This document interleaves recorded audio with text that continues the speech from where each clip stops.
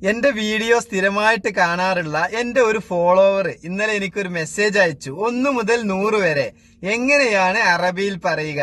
1 വാഹിദ്, ഇത്നേൻ, തലാത്ത, അർബ, ഖംസ, സിത്ത, സബ്അ, തമാനിയ, തിസ്അ, അശറ. 10 അശറ എന്ന് പറയും. ഇത് പുതുതായി വന്ന പ്രവാസികൾക്കുള്ള വീഡിയോ ആണ്. അറബി ഒട്ടും അറിയാത്തവർക്കുള്ളതാണ്. അറിയുന്ന ആളുകൾ എന്നോട് ക്ഷമിക്കണം.